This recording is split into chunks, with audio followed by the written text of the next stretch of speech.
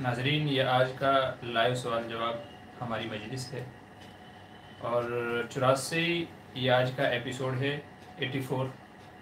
رمضان کا مبارک مہینہ چل رہا ہے، تو دینی مسئلے مسائل جو بھی ہماری زندگی میں روزمرہ پیش آتے ہیں انشاءاللہ آج کی اس مجلس میں ان کو حل کرنے کی ہم کوشش کریں گے۔ اللہ تعالیٰ سے دعا ہے کہ رمضان کی یہ خیر و برکتیں ساعتیں اللہ تبارک و تعالیٰ سب کے مقدر فرمائے، اور یہ رمضان کا دوسرا عاشرہ چل رہا ہے، مغفرت کا عاشرہ ہے۔ اللہ تبارک و تعالیٰ ہم سب کے مغفرتوں کے فیصلے فرمائے۔ ہم جو روزے رکھ رہے ہیں، تراویح پڑھ رہے ہیں، اللہ تعالیٰ ان کو اپنی بارگاہ کے اندر قبول فرمائے۔ دوستو، پروگرام کو شروع کرنے سے پہلے آپ سے گزارش ہے کہ ہمارا ایک چینل ہے، دوسرا بیک اپ چینل مفتی بدر موٹیویشنل اسپیکر، ڈسکرپشن میں اس کا لنک دیا ہوا ہے، تو آپ سے گزارش ہے کہ آپ اس کو سبسکرائب کر لیجئے۔ ڈسکرپشن میں لنک ہے۔ وہ بیک اپ چینل اسی لیے بنایا ہوا ہے کہ خدا نخواستہ کبھی اگر اس چینل پہ کوئی آفت آئے تو بیک اپ کی صورت میں ہمارا وہ چینل رہے گا، وہاں پہ ہماری شارٹ ویڈیو، موٹیویشنل ویڈیو یا اس طرح کی کچھ اور دوسری چیزیں وہاں پر اپلوڈ کی جاتی ہیں، تو آپ سے گزارش ہے کہ اس کو بھی آپ سبسکرائب کر لیجئے۔ چلیے آج کا اپنا پروگرام شروع کرتے ہیں۔ سب سے پہلے ہم ایک سوال کا جواب لے لیتے ہیں۔ ایک بھائی نے سوال پوچھا ہے، زکوٰۃ کے تعلق سے ہے کہ اگر ہم نے کسی کو زکوٰۃ کی رقم دی، زکوٰۃ کے پیسے کسی شخص کو دے دیے، اب وہ ان زکوٰۃ کے پیسوں سے ہماری دعوت کرتا ہے یا ہم اس کے گھر جاتے ہیں، وہ ہم کو کھانا پینا کھلاتا ہے، تو ہمارے دیے ہوئے زکوٰۃ کے پیسوں سے وہ راشن خرید کر کے یا ویسے ہی کہیں اور سے ہم کو کھانا کھلاتا ہے، ہماری دعوت کرتا ہے، ہم کو پتہ ہے کہ یہ ہمارے پیسوں سے ہی کر رہا ہے جو ہم نے زکوٰۃ کے اس کو دیے تھے، تو سوال یہ ہے کہ کیا ہم اس کا کھانا کھا سکتے ہیں، اس کی دعوت کو قبول کر سکتے ہیں، جائز ہے یا نہیں؟ کیونکہ وہ تو زکوٰۃ کے پیسے اور ہم نہیں دیا اور ہم کو پتہ ہے۔ جواب یہ ہے کہ بے شک کھا سکتے ہیں، دعوت قبول کر سکتے ہیں، یا کسی اور جو بھی مصرف اس کا ہو سکتا ہے یا جس بھی چیز میں وہ استعمال کر سکتا ہے اور آپ کو بلاتا ہے، ٹھیک ہے، مدعو کرتا ہے آپ کو، تو آپ کے لیے قبول کرنا، دعوت میں جانا، کھانا کھانا، سب چیزیں جائز ہیں۔ اور اس کی دلیل ہمیں حدیث سے ملتی ہے۔ سرکار دو عالم صلی اللہ علیہ وسلم سے روایت ہے، آپ صلی اللہ علیہ وسلم کی ایک باندی تھی، تو حضور صلی اللہ علیہ وسلم کے پاس کہیں سے صدقے کا مال آیا تو آپ نے وہ باندی کو دے دیا، آپ نے وہ اپنی باندی کو دے دیا جو آپ کی باندی تھی، بریرہ رضی اللہ عنہ باندی کا نام تھا۔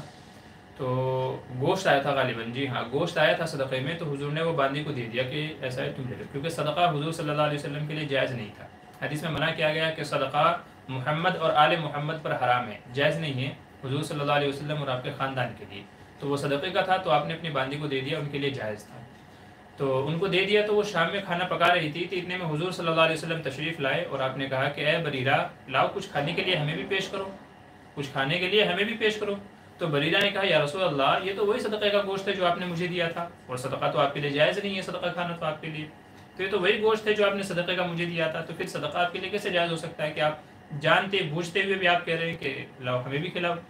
تو آپ نے فرمایا لکی صدقۃ ولنا ہدیۃ، کہ ہم نے جو تجھے دیا وہ صدقہ تھا، تجھے دے دیا تو وہ تیرا ہو گیا، اب تو جو ہم کو کھلائے گی وہ ہمارے لیے ہدیہ ہوگا، وہ تجھے دینے سے تیرا ہو گیا تو اب وہ صدقہ نہیں رہا، صدقے سے بدل کر کے اب وہ جب تیری ملک میں آ گیا، تیرا ہو گیا، تو اب تو جو اس کو خرچہ کرے گی وہ سامنے والے کے لیے کیا ہوگا؟ ہدیہ ہوگا۔ تو آپ نے فرمایا لکی صدقۃ ولنا ہدیۃ، ہم نے دیا تیرے لیے صدقہ تھا، اب تو ہم کو کھلاتی ہے تو یہ ہمارے لیے کیا ہوگا؟ ہدیہ ہوگا، اب یہ صدقہ نہیں رہے گا۔ تو سیم یہ حال ہے کہ اگر ہم کسی کو زکوٰۃ کے پیسے، رقم، راشن پانی دیتے ہیں، پھر وہ اسی پیسے سے ہماری دعوت کرتا ہے، ہم کو کھانا کھلاتا ہے، تو کھانا جائز ہے، کوئی حرج کی بات نہیں ہے، کھا سکتے ہیں، ٹھیک ہے۔ تو یہ ایک بھائی نے سوال پوچھا تھا، اس کا جواب دے دیا ہے۔ چلیے دیکھ لیتے ہیں کہ آج کی مجلس کے اندر ہمارے کن بھائیوں کے کیا کیا سوالات ہیں۔ اللہم انک عفو تحب العفو فاعف عنا یا کریم۔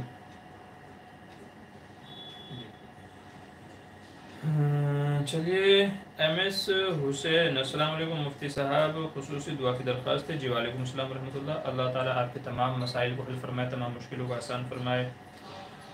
آگے سوال کر رہے ہیں، اگر کسی کے حلق کے اندر غلطی سے پانی چلا جائے، کچھ اس طرح کہ وہ منہ میں پائپ سے پانی کو کھینچے، جیسے موٹر چلنے میں آسانی ہو، تو کیا روزہ ٹوٹ جائے گا اس عمل سے؟ اس عمل سے کیا روزہ ٹوٹ جائے گا؟ جی ہاں، روزہ ٹوٹ جائے گا، کیونکہ اس کو پتہ ہے کہ روزے کے حالت میں ہے، پھر بھی وہ اگر اس طرح کا عمل کرتا ہے، اس کو پتہ ہے کہ روزہ ہے پھر بھی اس طرح کا عمل کرتا ہے، تو ظاہر ہے کہ روزہ ٹوٹ جائے گا۔ اب یہی کہا جائے گا کہ جب اس کو پتہ تھا کہ روزہ ہے تو بندے خدا ضرورت کیا تھی اس چیز کے کرنے کی، کوئی اور طریقہ اپنایا جا سکتا تھا. آپ پانی کی بات کر رہے ہو, اس کا ایک اور طریقہ ہے, آپ موٹر میں پائپ میں تھوڑا سا پانی ڈالو اور آگے سے اس کو بند کر دو, ایئر ٹائٹ کر دو. تو جو پانی آپ نے ڈالا ہے وہ ڈالنے کے بعد میں اور ادھر سے موٹر پریشر لگائے گا تو پانی ہو جائے گا. یہ میں اپنا تجربہ بتا رہا ہوں کیونکہ ہمارے ساتھ جو ایک مرتبہ اس طرح کا واقعہ پیش آیا تھا کہ پانی نہیں اٹھا رہا تھا موٹر, تو اس طریقے سے اپنے کام چلایا تھا. تو پانی کے کھینچنے کے, موٹر کے اٹھانے کے اور دوسرے بھی طریقے ہو سکتے ہیں, یہی ایک طریقہ نہیں ہے. تو جب روزے میں پتہ تھا کہ میرا روزہ ہے اور پھر بھی اس طریقے سے پانی کھینچے گا تو اس سے بھی کیا ہو جائے گا, روزہ ٹوٹ جائے گا, روزہ باقی نہیں رہے گا. اس لیے دوسرے طریقے اختیار کرنے چاہیے.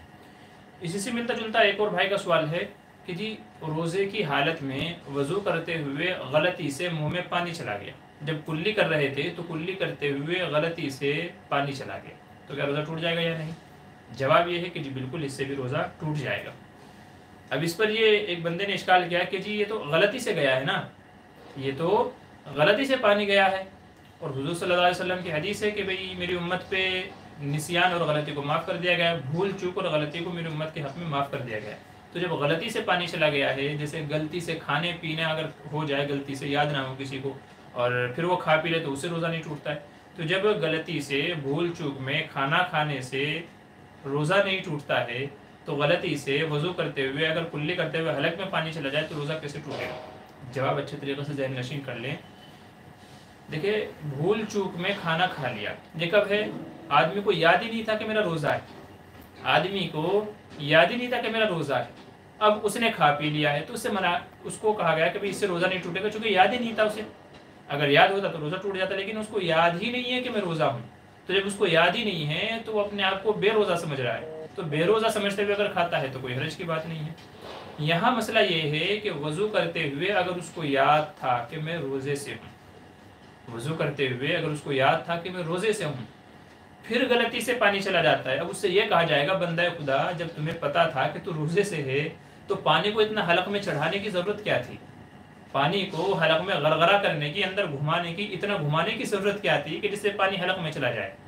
ہلکی پھلکی کلی کر لیتا آپ کا کام ہو جاتا تھا, لیکن آپ اتنا مبالغہ کر رہے ہو کلی کرنے میں کہ جس سے حلق میں پانی چلا جائے, تو اس سے کہا جائے گا تمہاری غلطی ہی یہ ہے کہ جب تم کو پتا تھا کہ تم روزے سے ہو تو اتنا مبالغہ کلی کرنے میں نہیں کرنا چاہیے تھا کہ جس سے حلق میں پانی چلا جائے.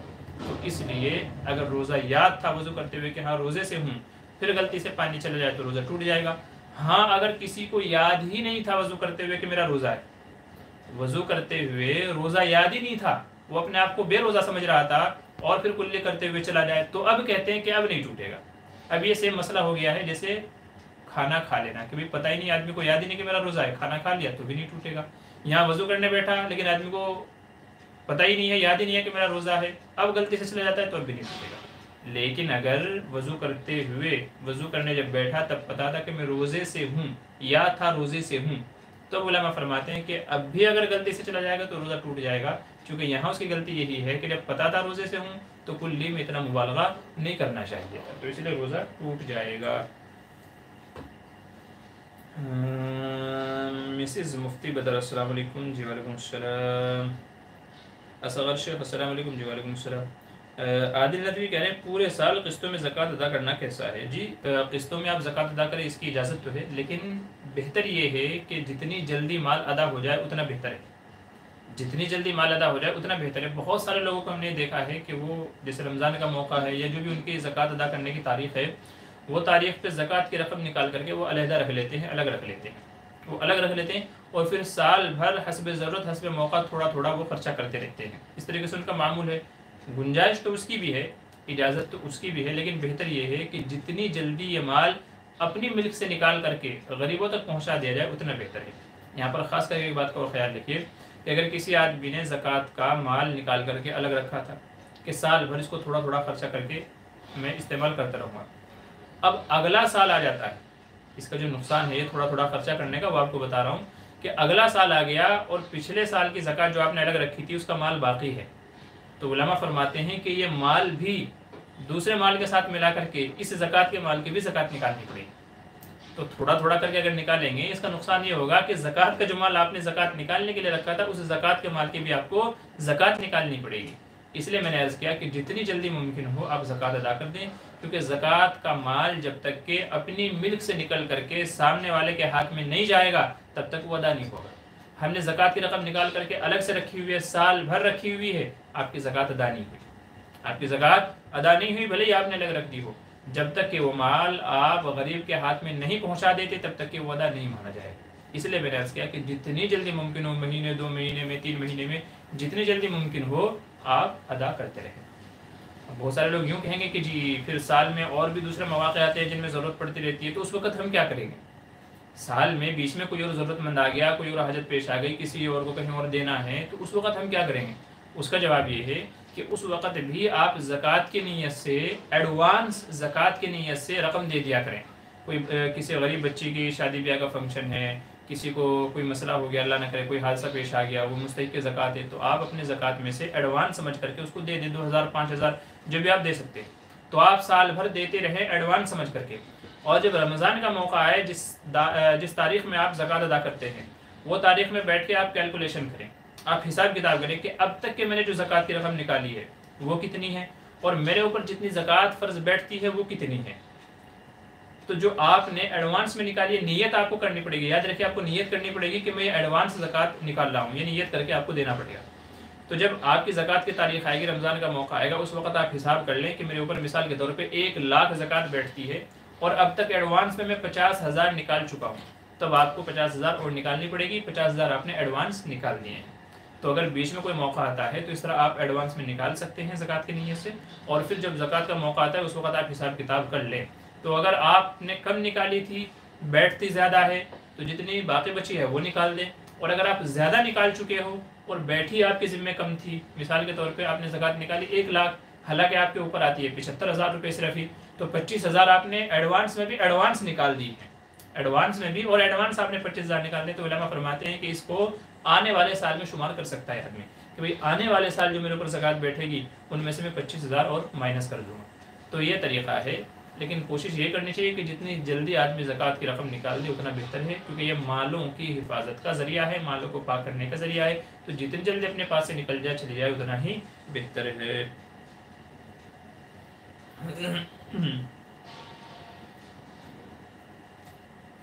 ریحان خان السلام علیکم، جی وعلیکم السلام۔ آرمی پاور السلام علیکم، جی وعلیکم السلام۔ عبد الرحمن السلام علیکم۔ حافظ صاحب جی وعلیکم السلام۔ صدقہ فطرہ عید سے پہلے ہی دے سکتے ہیں؟ جی صدقہ فطر عید سے پہلے بھی دے سکتے ہیں، لیکن بعض علماء یوں کہتے ہیں کہ رمضان کی پہلی تاریخ سے دے سکتے ہیں، بعض علماء یوں کہتے ہیں کہ نہیں آدھے رمضان کے بعد دی جائے گی، بعض علماء یوں کہتے ہیں نہیں جو اخیر کے 2-4 دن ہیں یعنی عید سے قریب ہیں ان میں دے سکتے ہیں۔ رمضان سے پہلے ہی فطرہ ادا کرنا کسی کے نزدیک جائز نہیں ہے۔ رمضان کے مہینے سے پہلے کوئی بندہ شعبان میں نکالنا چاہے فطرہ کہ میں رمضان عید کا فطرہ شعبان میں نکال دوں، علماء فرماتے ہیں جائز نہیں ہے، بلکہ رمضان میں نکالنا ہے۔ اب رمضان میں کب؟ بعض علماء کہتے ہیں پہلی تاریخ ہو گئی، رمضان شروع ہو گیا، آپ نکال دو۔ بعض علماء کہتے ہیں 15 تاریخ ہو گئی ہے، اب نکال دو۔ بعض علماء کہتے ہیں کہ جب 2-4 دن رہ جائے، جب 2-4 دن رہ جائیں تب آپ فطرہ نکالیں۔ وجہ اس کی یہ ہے کہ فطرہ جو ہم دیتے ہیں وہ روزوں میں کمی کوتاہی کی تلافی کے لیے دیتے ہیں۔ حدیث میں یہی کہا گیا کہ جو فطرہ ہے وہ اس وجہ سے دیا جاتا ہے، اس کے 2-3 فائدے ذکر کیے گئے۔ ایک تو یہ کہ روزوں میں جو تلافی کمی کوتاہی ہوئی ہوگی اللہ تعالیٰ وہ معاف فرما دیں گے، دوسرے یہ ہے کہ غریبوں کے کھانے پینے کا نظم ہو جاتا ہے۔ یہ 2 فائدے بیان کیے گئے حدیث میں۔ اب ظاہر ہے کہ اگر کوئی رمضان کے شروع میں ہی نکال دے گا تو وہ ایڈوانس میں نکال رہا ہے، جو بیچ میں نکال دیا ہے تو اس کا مطلب یہ 15 رمضان ہو گئے ہیں، روزے ہو گئے، جو تلافی ہو گئی ہوگی تو اس کا نکال لیں، اور جو اخیر میں نکالے گا، اور بہتر یہی ہے کہ تقریباً اخیر کا جو حصہ ہے، باقی تو یہ ہے کہ حسب ضرورت فضیلت بڑھ جاتی ہے۔ اگر کسی کو پہلے رمضان کو ضرورت ہے، بہت زیادہ ضرورت ہے، تو آپ فطرے کی رقم دے دیں، اس وقت ضرورت کے حساب سے فضیلت وہ وقت دینے میں ہے، جیسے جیسے ضرورت آئے فضیلت اس کے اعتبار سے بڑھتی جائے گی۔ تو اگر کسی کو ابھی ضرورت ہے تو پھر ابھی دے دیں، یہ نہیں کہ آپ اخیر میں آنے کا، رمضان کے اخیر عشرے کا جو ہے انتظار کرے کہ نہیں میں تو اخیر میں نکالوں، تو جب ضرورت پوری ہو جائے گی پھر وہ بیچارہ کیا کرے گا۔ تو ضرورت کے حساب سے الگ بات ہے، لیکن بہتر یہی ہے کہ اخیر حصے میں نکالے رمضان کا، خاص کر کے جو اخیر عشرہ ہے، تاکہ رمضان جب تک جو ہمارے روزے گزر گئے ہیں ان میں جو کمی کوتاہی ہوئی ہوگی وہ معاف ہو جائے ہماری۔ حالانکہ فطرہ تو دیا جاتا ہے عید الفطر کی وجہ سے، فطرہ عید کے دن دیا جانا چاہیے حدیث کے مطابق، جیسا کہ حدیث میں ہے کہ بھئی جس نے فطرہ ادا نہیں کیا وہ ہماری عیدگاہ میں نہ، حضور صلی اللہ علیہ وسلم نے یہاں تک ارشاد فرمایا کہ جس نے صدقہ فطر ادا نہیں کیا عید سے پہلے تو وہ ہماری عیدگاہ میں نماز پڑھنے کے لیے نہ ہے۔ لیکن سوال یہ ہے کہ اگر اس حدیث کے مطابق عمل کریں گے تو غریب لوگوں کی تو عید ہوگی نہیں. اگر عید والے دن ان کو فطرہ دینے جائیں گے تو وہ کپڑے کب خریدیں گے؟ عید کے دن کون شاپنگ کی دکان کھولتا ہے؟ سب لوگ عید میں مصروف ہوتے ہیں، نماز میں، خوشیوں میں، ملنے جلنے میں. تو عید کی دکان کون کھولے گا؟ کپڑوں کی دکان کون کھولے گا؟ شاپنگ اور دوسری جو چیزیں وہ کرنے وہ کیسے کریں گے؟ راشن کی دکان کہاں کھلے گی؟ تو اگر عید والے دن فطرہ دیں گے تو غریب لوگ عید ہی نہیں کر پائیں گے بیچارے.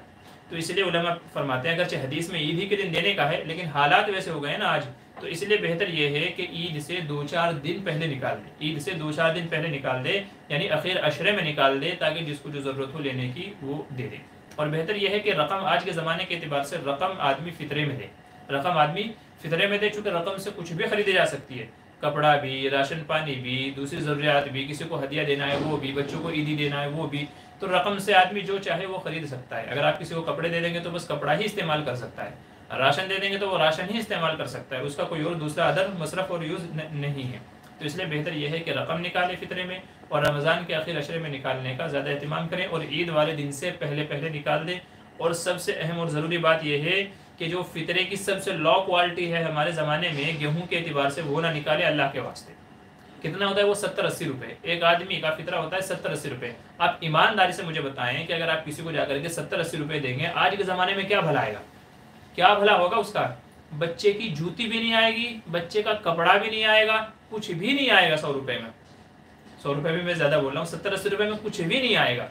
اگر آپ 5 لوگوں کا فطرہ کسی کو دیتے ہو، 5 لوگوں کا، تب جا کر کے وہ 400 روپے ہوتے ہیں یا 500 روپے ہوتے ہیں. اگر 100 روپے پکڑے تو 500 روپے ہوتے ہیں. 5 لوگوں کا فطرہ اگر کسی کو دیں گے تو 500 روپے میں وہ بندہ یہ سوچے گا میں اپنے کپڑے خریدوں، بیوی کے کپڑے خریدوں، یا بچوں کے شوق پورے کروں. ان 500 میں کروں میں کیا کروں؟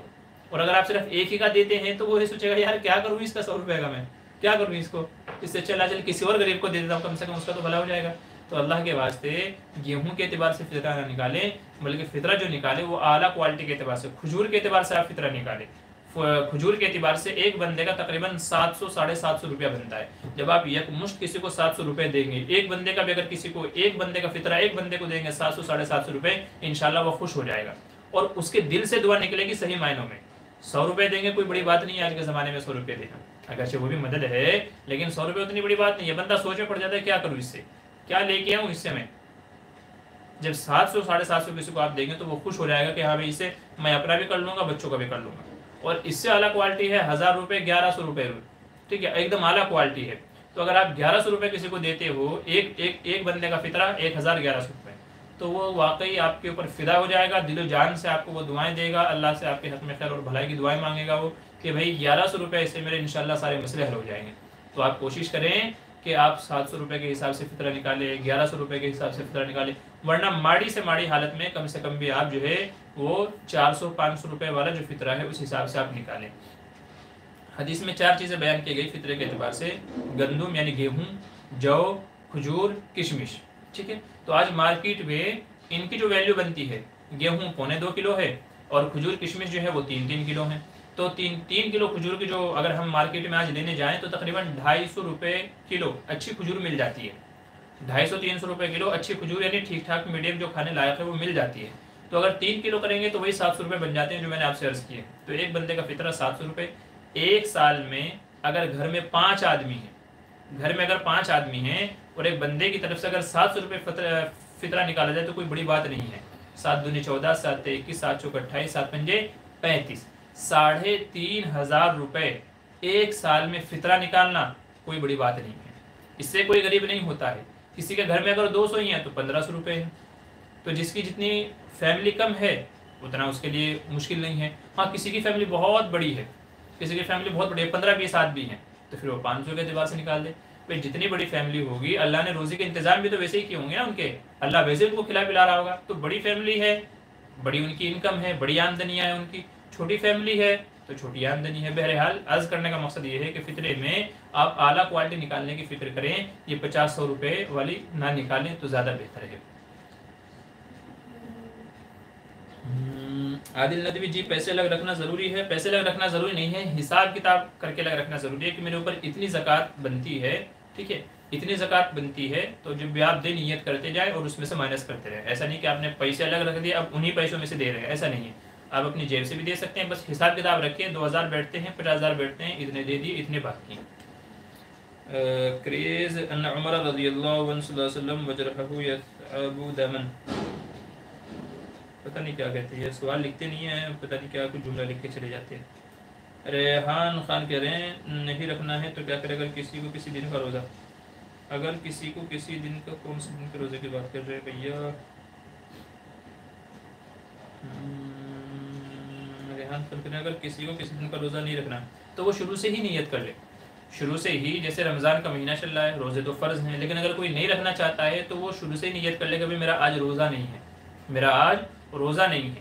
اب اس سے یہ ہوگا کہ بعد میں اس کے ذمے ایک قضا روزہ رکھنا پڑے گا، اور جو روزہ نہ رکھنے کا گناہ ہے وہ تو الگ ہے ہی، تو گناہ تو ہوگا اس کو جو بھی گناہ ہے روزے کا، اور بعد میں ایک قضا رکھنا پڑے گا.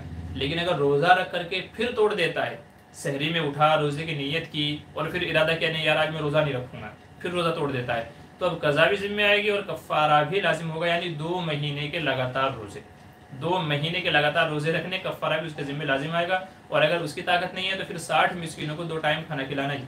تو اگر روزہ رکھ کر کے توڑے گا تو قضا بھی لازم ہے، کفارہ بھی لازم ہے.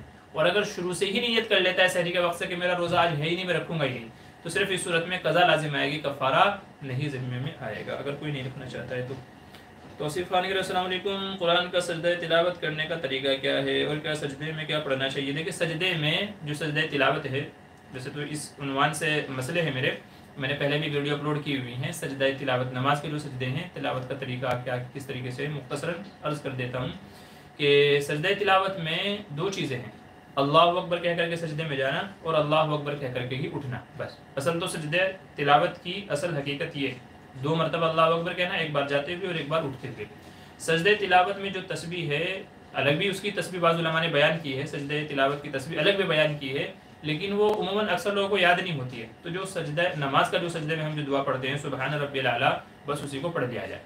سجدہ تلاوت میں بھی نماز کے سجدے کی تسبیح پڑھ لی جائے اور اللہ اکبر کہتے ہوئے سجدے میں جائیں اور اللہ اکبر کرتے ہوئے سجدے سے اٹھ جائیں، بس آپ کا سجدہ ادا ہو گیا. سجدہ تلاوت ادا کرنے کے لیے آپ کو کھڑا ہونا ضروری نہیں ہے جیسا کہ بعض لوگ کہتے ہیں، ہاتھ اٹھا کر کے نیت باندھنا بھی آپ کے لیے ضروری نہیں جیسا کہ بعض لوگ کہتے ہیں، اور سجدہ تلاوت کرنے کے بعد سلام پھیرنا بھی ضروری نہیں ہے جیسا کہ بعض لوگ کرتے ہیں کہ سجدہ تلاوت سے اٹھے تو سلام پھیریں گے. تو نہ سلام کی ضرورت ہے، نہ ہاتھ اٹھا کر کے نیت کرنے کی ضرورت ہے، اور نہ ہی کھڑا ہونے کی ضرورت ہے. آپ بیٹھے ہیں تحیات کی حالت میں، بیٹھے بیٹھے اللہ اکبر کہتے ہوئے سجدے میں چلے جائیں، سجدے کی تسبیح پڑھیں اور اللہ اکبر کہہ کر کے بیٹھ جائیں واپس، آپ کا سجدہ ادا ہو گیا ہے. تو سجدہ تلاوت کا یہ آسان سا طریقہ ہے. نبی خان السلام علیکم. جی وعلیکم السلام. کہہ رہے میں 10 سال بعد شادی کروں گا، تم مجھ سے شادی کرو گی؟ لڑکی یہ لفظ استعمال کر دے ہاں کروں گی، اس سے ایجاب و قبول تو نہیں ہوگا نا، کیونکہ فیوچر کے حوالے سے بات کی جا رہی ہے. جی ہاں کروں گا، اس سے نکاح نہیں ہوگا، یہ ایجاب و قبول نہیں مانا جائے گا. ٹھیک ہے، یہ تو فیوچر کی بات ہو رہی ہے. میں نے پچھلے ہفتے بھی عرض کیا تھا، شاید آپ نے سوال پوچھا تھا کہ نکاح کو منعقد ہونے کے لیے، نکاح کے کمپلیٹ ہونے کے لیے یا تو پریزنٹ کا ورڈ ہونا چاہیے یعنی جو چل رہا ہے ہمارا حال کا، اور یا تو پاسٹ یعنی ماضی کا یعنی میں نے کیا یا کر رہا ہوں، تو ان دونوں لفظوں سے ہو جائے گا. ٹھیک ہے، لیکن کروں گا تو اس سے نکاح نہیں ہوگا، یہ ایجاب و قبول نہیں مانا جائے گا. IIRA channel. السلام علیکم ورحمۃ اللہ. مفتی صاحب وعلیکم السلام. آپ کی ویڈیو اس چینل پر بھی اپلوڈ کی جاتی ہیں، کیا آپ اجازت دیتے ہیں اس چینل کو بھی سبسکرائب کریں؟ اس چینل پر مفتی تقی عثمانی صاحب وغیرہ علماء کے بیان کے لیے. جی اچھی بات ہے، آپ ہماری ویڈیوز وغیرہ اگر اپلوڈ کرتے ہیں، ہماری طرف سے فلی اجازت ہے.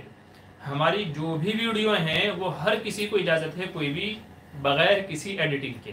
ٹھیک ہے، غلط طریقے سے آپ کو ایڈیٹنگ نہیں کرنی ہے کہ ہم نے بولا کچھ اور ہے اصل ویڈیو میں اور اس میں ایڈیٹنگ کر کے کٹنگ چھٹنگ کر کے مطلب کچھ اور نکال لیا گیا ہے.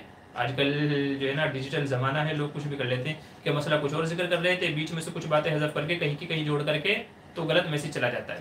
تو بنا ایڈیٹنگ کیے ہوئے، ٹھیک ہے، ہماری جو ویڈیو ہے جو مسئلہ ہے جس طریقے سے ہے وہ اٹھا کر کے کوئی بھی کسی بھی چینل پہ اپلوڈ کر سکتا ہے. ہم نے پہلے بھی کہا تھا کہ انشاءاللہ زندگی بھر ہماری طرف سے کسی کو کوئی کاپی رائٹ نہیں آئے گا، ہماری طرف سے کسی کو کوئی کاپی رائٹ کوئی اسٹرائک نہیں آئے گا.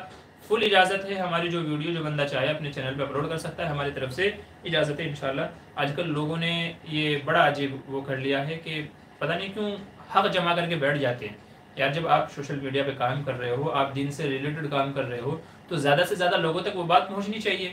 تو ہر کسی کو اجازت ہونی چاہیے کہ جو چاہے اسے وہ اٹھائے. آپ کے مقدر میں اللہ نے جو روزی رکھی ہوگی وہ آپ کو ملے گی، اس کے مقدر میں جو لکھی ہوگی وہ اس کو ملے گی. آپ نے جو محنت کی ہے اس کا بدلہ آپ کو اللہ تعالیٰ دے گا. ٹھیک ہے، लोग अपने चैनल पे कॉपी राइट कॉपी स्ट्राइक के ये रूल्स लगा करके बैठ गए हैं कि उनकी वीडियो अगर कोई और दूसरा बंदा है खुदा अगर अपलोड कर देता है तो फौरन उसको स्ट्राइक पहुंच जाता है और उसका चैनल डिलीट कर दिया जाता है। ये अजीब लोगों में गलत तरीका चल निकला है। मैं तो इसको गलत ही बोलूँगा कि वो जाहिर सी बात है कि वो भी इसीलिए उसको अपलोड कर रहा है ना कि यार ये वीडियो मुझे अच्छी लगी है तो मैं भी अपने चैनल पर डालता हूँ, ताकि मुझसे जो जुड़े हुए लोग हैं, मुझसे रिलेटेड जो लोग हैं, ताकि उन तक भी ये बात पहुँचे। इस नीयत से, यानी दूसरों को शेयर करने की नीयत से आदमी उन तक बात पहुँचाता है। तो मेरे ख्याल से इसमें कोई हर्ज नहीं होना चाहिए। लोगों ने जो कॉपीराइट का कॉपी स्ट्राइक का जो ये मसला निकाल लिया है, इससे बाज आने चाहिए। मुझे खुद बाज़ दफ़ा किसी को कोई वीडियो अच्छी लगती है, मैं अपलोड कर देता हूँ तो मुझे कॉपीराइट स्ट्राइक आ जाता है। सुन करके सर पकड़ के बैठ जाता हूँ, यार लोगों को क्या हो गया, ये क्या करते हैं। बहरहाल इसीलिए मैंने सोचा हुआ है कि इंशाल्लाह ज़िंदगी भर हमारी तरफ से हमारी वीडियो पे किसी को कोई कॉपीराइट नहीं आएगा, कोई स्ट्राइक नहीं आएगा। सबको इजाज़त है, जो चाहे इस्तेमाल कर सकता है। बशर्त यही है कि एडिटिंग ना हो उसमें अपनी तरफ से, कभी बात कुछ और बयान की थी मतलब कुछ और निकाल लिया गया, तो इस तरह की एडिटिंग की इजाज़त नहीं है, बाकी अपलोड करने की इजाज़त है। तौसीफ खान कह रहे हैं मुशरिकीन मक्का को मुशरिक क्यों कहा गया था और आज के दौर में कौन लोग मुशरिक हैं। देखिए, मुशरिक के माना है शिरक करने वाला। मुशरिक के माना है शिरक करने वाला। शिरक का मतलब ये है कि अल्लाह की ज़ात में किसी और को शरीक करने वाला। अल्लाह की ज़ात में किसी और को शरीक करने वाला। आज के ज़माने में इंग्लिश में से बोलेंगे पार्टनर, पार्टनरशिप कह लीजिए।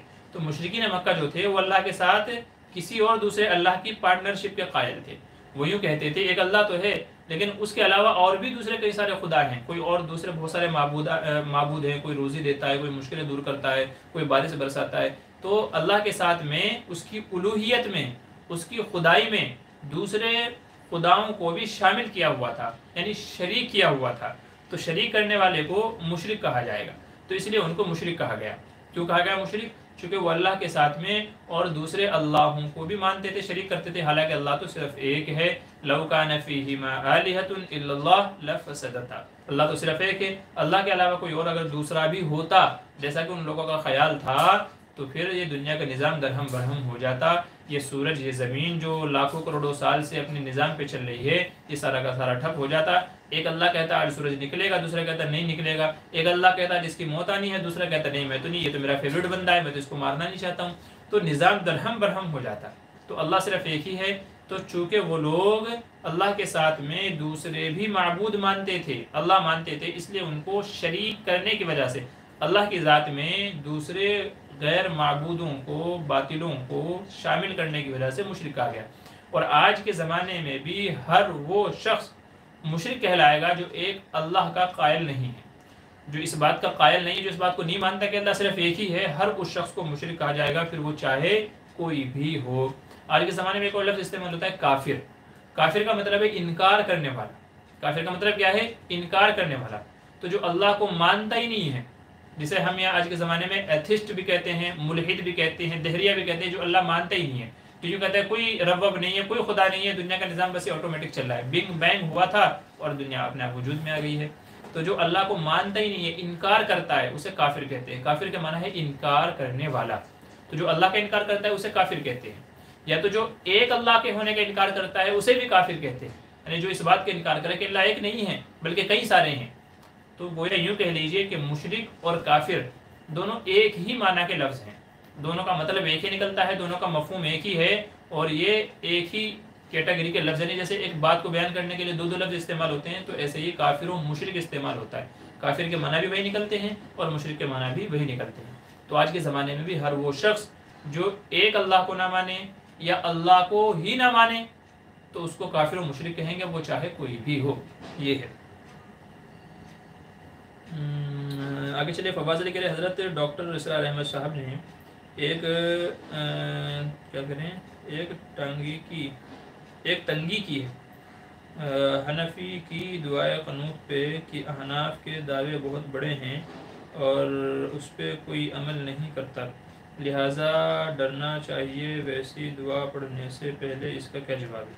देखिए, वो जो भी एतराज़ रहा होगा, मुझे उम्मीद ये है इंशाल्लाह कि उलमाए देवबंद ने उसका जवाब दिया होगा, क्योंकि जितने भी उलमाए देवबंद पे एतराज़ात किए गए हैं अल्हम्दुलिल्लाह उन सब की जवाबात मौजूद हैं।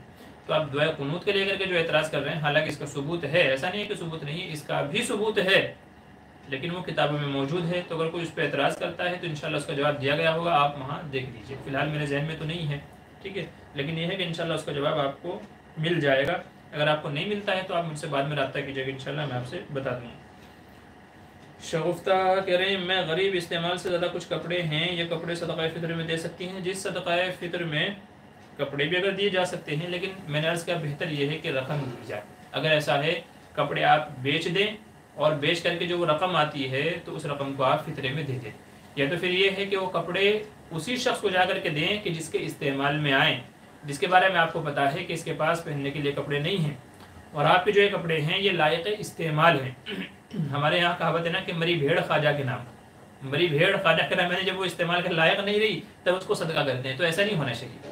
استعمال کے لائق کپڑے ہیں اور جس کو دینا چاہتے ہیں اس کو واقعی میں ضرورت ہے تو پھر آپ جا کر کے کپڑے اس کو دے دیں. لیکن اگر اس کو کپڑے کی ضرورت نہیں ہے، آپ بھی اس کو لے جا کے دے دیں گے تو اس کے لیے فالتو میں رکھے رہیں گے، اس کو فائدہ تو کچھ ہوا ہی نہیں ہے. حالانکہ صدقہ فطر کا مقصد یہ ہے کہ بھی سامنے والے کو فائدہ ہونا چاہیے، تو اس لیے لائق استعمال ہوں اور سامنے والے کو واقعی اس کی ضرورت بھی ہو، وہ پہنے بھی ان کو، تو آپ دے سکتے ہیں. نہیں تو بہتر یہ ہے کہ کسی اور کو، مارکیٹ میں ہے ایسی بہت ساری دکانیں ہیں ایسی جہاں پرانے کپڑے لیتے ہیں، ان میں ایڈیٹنگ کر کے ان کو نیا بنا دیتے ہیں، تو آپ وہاں جا کر کے وہ کپڑا بیچ دیں اور اس کپڑے کا جو پیسہ ہے وہ آپ فطرے میں دے دیں. پھر سامنے والے کی مرضی ہے، وہ جس مد میں چاہے اس کو استعمال کریں. مسز مفتی بدر ہماری اہلیہ کا بھی ایک سوال ہے، کہہ رہی ہیں کوئی بہن روزے سے ہے اور ظہر بعد حیض آ گیا ہو تو روزہ رہے گا یا ٹوٹ جائے گا، اور کچھ کھا سکتے ہیں کہ نہیں، یا افطاری کا ہی انتظار کرنا ہوگا؟ جی یہ بڑا اہم سوال ہے. دیکھیے اگر ظاہر ہے کہ اگر روزے میں ماہواری آ جاتی ہے عورت کو تو روزہ تو اس کا ٹوٹ گیا ہے، روزہ اس کا ٹوٹ گیا ہے. اب سوال یہ رہ جاتا ہے کہ جی وہ کھا پی سکتی ہے کہ نہیں کھا پی سکتی. علماء کے سلسلے میں دو قول ہیں. بعض علماء یہ کہتے ہیں کہ نہیں، وہ شام تک نہیں کھائے پیے گی بلکہ روزے تک کا انتظار کرے گی، وہ روزے داروں کی طرح روزے تک کا ہی انتظار کرے گی، وہ کھا پی نہیں سکتی ہے. دوسرے بعض علماء یہ کہتے ہیں، اور یہی میرے نزدیک بھی زیادہ راجح ہے، زیادہ راجح یہی ہے کہ جب روزہ ٹوٹ گیا تو اب کھا پی سکتی ہے. اب کھا پی سکتی ہے.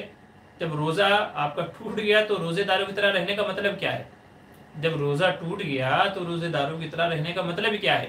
اسی وجہ سے بعض علماء نے اس کو حرام کہا ہے کہ جب روزہ ٹوٹ گیا پھر بھی شام تک کھانا پینے سے رکے رہنا یہ حرام ہے. کہ جب روزہ نہیں ہے تو روزے داروں کی مشابہت کیوں؟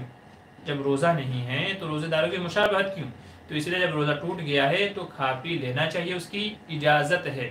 البتہ اس بات کا خیال رکھے کہ کھلم کھلا نہ کھائے، علل اعلان نہ کہے کہ جی روزہ ٹوٹ گیا تو باقی سب گھر والے روزے اور یہ بیٹھے اپنا مزے سے کھا رہے ہیں. تو یہ نہیں ہونا چاہیے. چھپ چھپا کر کے اپنا کسی کونے میں کوچ میں بیٹھ کر کے کھانے پینے کی ضرورت، تو بھوک تو لگتی ہے ظاہر سی بات ہے، تو کھا پی لینا چاہیے.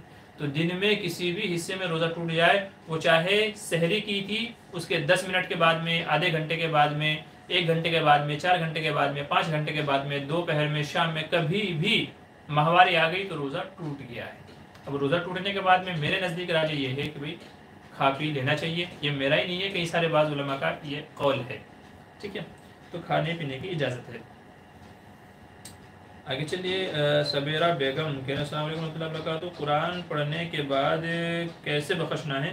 دیکھو قرآن کو بخشنے کا طریقہ یہ ہے کہ آدمی دل میں یہ نیت کر لے، یہ ارادہ کر لے کہ اللہ میں نے جو قرآن کریم پڑھا ہے اس کا ثواب سب سے پہلے حضور صلی اللہ علیہ وسلم کی روح مبارک کو، چونکہ آپ کی امت پر بڑے احسانات ہیں تو اس کا ثواب حضور صلی اللہ علیہ وسلم کی روح کو، پھر جتنی بھی امت آج تک اس دنیا سے جا چکی ہے آدم علیہ السلام سے لے کر کے ان کی روحوں کو بھی اس کا ثواب پہنچا، اور خاص میں نے اپنے جس رشتہ دار بھائی بہن ماں باپ جس کے لیے بھی میں نے پڑھا ہے اس کی روح کو اس کا پورا پورا ثواب پہنچا.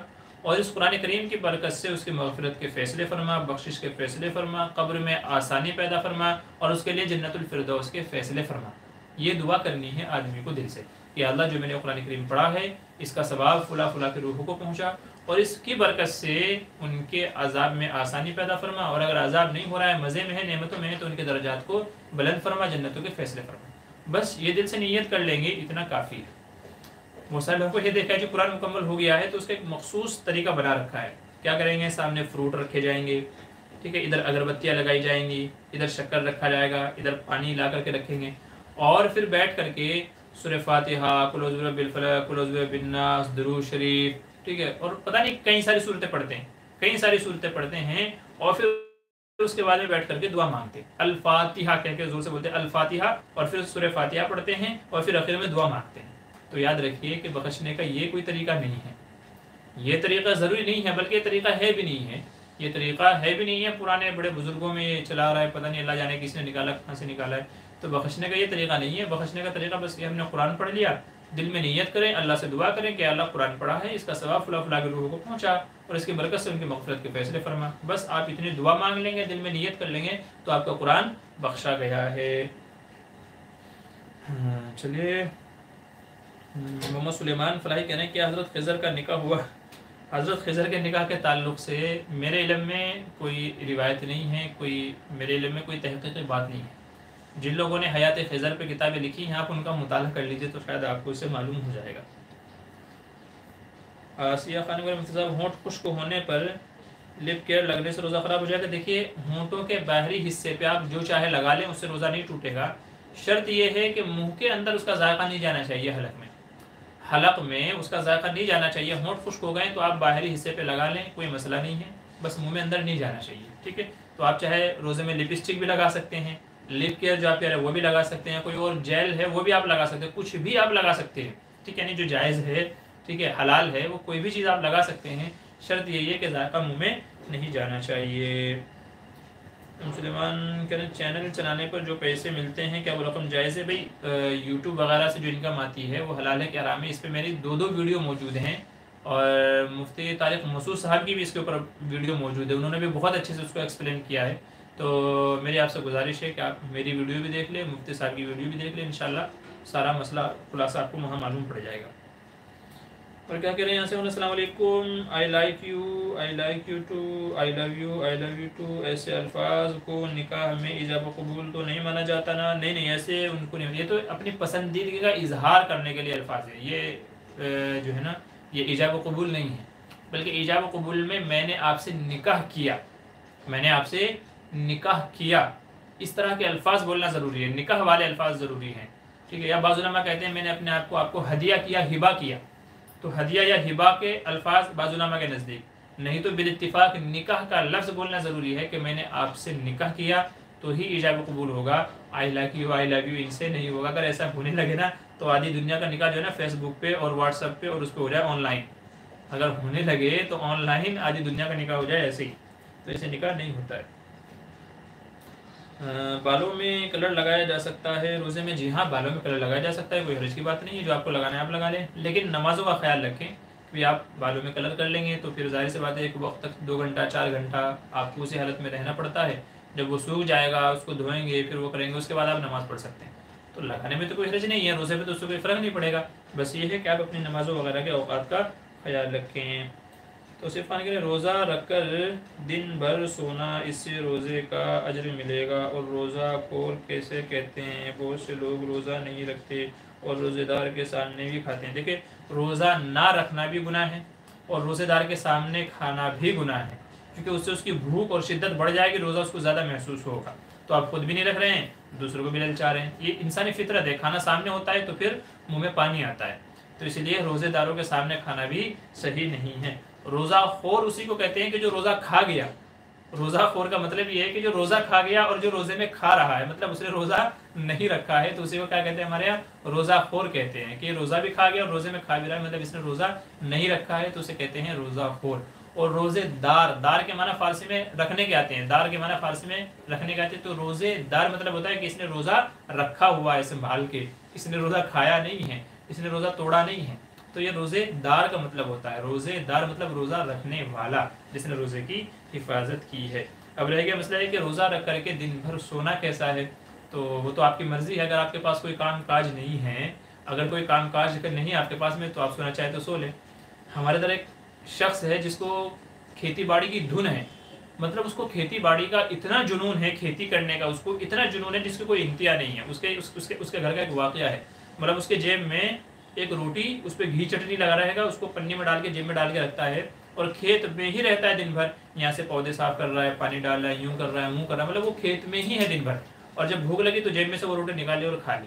تو یہ اس کا مزاج ہے، برسوں سے، آج سے نہیں، برسوں سے ہم بچپن سے دیکھتے ہوئے آ رہے ہیں۔ تو کہتے ہیں کہ اس کے یہاں ایک بار مہمان آ گئے، تو اب اس کو جانا تھا کھیت پہ، اب مہمان کافی دیر سے بیٹھے رہے، ان کو چائے پلا دی، ان کی تواضع کر دی، ان کی جو بھی کرنا تھا، لیکن مہمان پھر وہیں بیٹھے ہوئے ہیں۔ تو اب وہ غصے میں، اس کو جانا تھا کھیت پہ، اب مہمان آئے ہوئے ہیں تو ان کو چھوڑ کے کیسے جائے، تو ان کو غصے میں کہہ رہا ہے کہ بھائی تم لوگ آئے، تمہیں کوئی کام کاج نہیں ہے کیا؟ تم لوگ جو آئے ہوئے ہو تمہیں کوئی کام کاج نہیں ہے کیا؟ اگر نہیں ہے بھائی میں تو جا رہا ہوں، تم لوگ بیٹھو یہاں آرام سے۔ تو اس کو اتنا جنون تھا کہ وہ اس دن مہمانوں کی وجہ سے بھی وہاں نہیں رک پایا، بولتا ہے بھائی کوئی کام کاج نہیں ہے، میں تو جا رہا ہوں، ٹھیک ہے۔ تو اگر آپ کو کوئی کام کاج نہیں ہے تو آپ سو جاؤ، کوئی آپ کو منع نہیں کرتا ہے، لیکن یاد رکھیے کہ آدمی سویا رہے گا تو اس کو روزے کا احساس نہیں ہوگا، روزے کا احساس نہیں ہوگا۔ روزے کا مقصد یہ ہے، روزے کے بہت سارے فائدے بیان کیے ہیں شیخ نے فضائل اعمال میں، روزے کے بے شمار فائدے بیان کیے گئے ہیں، بے شمار حکمتیں بیان کی ہیں۔ روزہ رکھوایا کیوں جا رہا ہے؟ روزہ رکھوایا کیوں جا رہا ہے؟ اس کا ایک مقصد ہے نفس کے اندر تقوی پیدا ہو جائے، جیسے کہ قرآن کریم میں کہا گیا یا ایھا الذین آمنوا کتب علیکم الصیام کما کتب علی الذین من قبلکم لعلکم تتقون، تاکہ تقوی تمہارے اندر پیدا ہو جائے، تم اللہ سے ڈرنے والے بن جاؤ، پرہیزگاری تمہارے اندر آ جائے۔ یہ روزے کا ایک مقصد بیان کیا گیا۔ دوسرا مقصد یہ ہے کہ جب بھوک پیاس لگے گی تو نفس پر کنٹرول، قابو ہوگا، خواہشوں پر کنٹرول ہوگا۔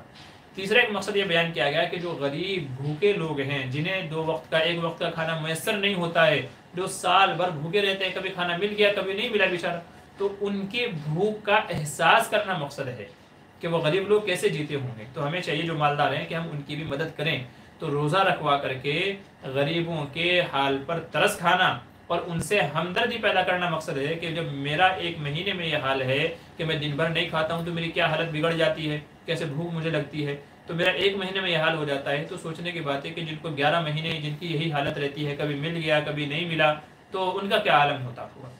تو یہ آپ کو جب ہی حاصل ہو سکتا ہے کہ جب آپ روزہ رکھ کر کے صرف سوئیں نہیں بلکہ روزہ رکھ کر کے دن میں کام کاج کریں، تبھی ہے تو آپ کو بھوک کا احساس ہوگا۔ جب بھوک کا احساس ہوگا تو جو روزے کا اصل مقصد ہے، روزے کی جو اصل روح ہے، روزے کی جو اصل روح ہے وہ تبھی آپ کو حاصل ہوگی جب آپ کو بھوک لگے گی اور آپ اس کے اوپر کنٹرول کریں گے، آپ اس کے اوپر صبر کریں گے۔ اس لیے حدیث میں کیا کہا گیا، ہوا شہر الصبر، یہ کیا ہے؟ صبر کا مہینہ ہے۔ تو بندہ صبر کب کرے گا؟ جب بھوک لگے گی، اور جب آدمی سویا ہوا ہے تو نہ بھوک لگے گی نہ کسی چیز کا احساس ہوگا، تو صبر بھی جاتا رہا۔ تو روزے کے جتنے بھی مقاصد ہیں، اگر بندہ سو جائے گا روزہ رکھ کر کے، وہ سارے فوت ہو جائیں گے، وہ سب حاصل ہی نہیں ہوں گے اس کو۔ تو بہتر تو یہ روزہ رکھے آدمی، کام کاج ہے تو کام کاج کرے، ٹھیک ہے۔ آدمی باہر بازار میں نکلے گا، خلاف طبیعت کچھ باتیں پیش آئیں گی، غصہ آئے گا، اس پہ صبر کرے گا، برداشت کرے گا، غریبوں کی خبر گیری کرے گا، ان سے مشابہت پیدا ہوگی، ان کے حال پر ترس آئے گا، ان سے ہمدردی غمخواری ہوگی، ٹھیک ہے۔ تو باہر نکلے گا تو نفس خواہشوں پہ کنٹرول کرے گا، تب جا کے یہ فائدے حاصل ہوں گے۔ تو اگر وہ سو جاتا ہے تو یہ سارے فائدے اس کو حاصل نہیں ہوں گے، اس کو پتہ ہی نہیں ہے کب رکھا تھا، کب سحری ہوئی، کب افطاری ہوئی، بھوک لگی نہیں لگی، کون غریب ہے، کہاں ہے، کیا نہیں، تو اس کو پتہ ہی نہیں چلے گا۔ تو اس لیے اگرچہ جائز تو ہے لیکن روزے کے مقصد اور روزے کی روح کے خلاف ہے۔ امید ہے بات آپ کو سمجھ میں آ گئی ہوگی۔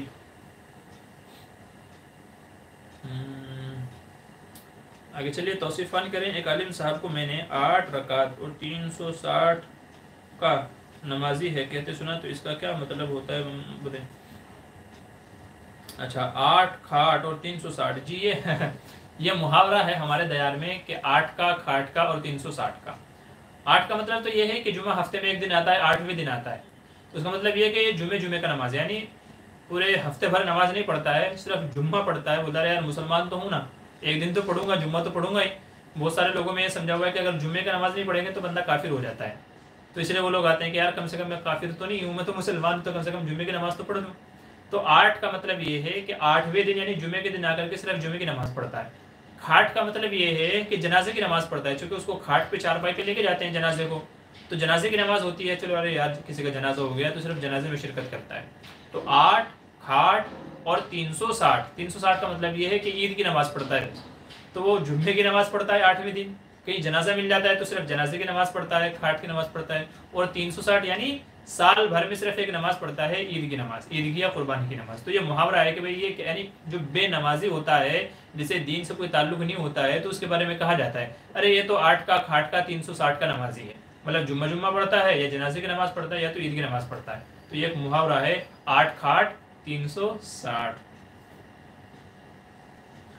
آگے چلیے حذیفہ کہہ رہے ہیں سودی آمدن والے کی دعوت قبول کرنا کیسا ہے؟ اگر آپ کو پتا ہے کہ اس کی ٹوٹل کمائی حرام ہے، وہ چاہے سود سے آ رہی ہو، جوا سٹا سے آ رہی ہو، کسی بھی حرام آمدنی سے آ رہی ہو، تو اگر اس کی ٹوٹل آمدنی حرام ہے تب تو اس کی دعوت قبول کرنا جائز نہیں ہے۔ اور اگر یہ ہے کہ نہیں حرام آمدنی بھی ہے حلال آمدنی بھی ہے، یعنی اس کے کچھ کاروبار ہیں جائز ہیں، کچھ کاروبار ہیں حرام ہیں، تو پھر قبول کرنے کی اجازت ہے۔ جب مکس ہو گئی ہے آمدنی حلال بھی ہے حرام بھی ہے تو قبول کرنے کی اجازت تو ہے، لیکن تقوی یہ ہے کہ پھر بھی قبول نہ کرے۔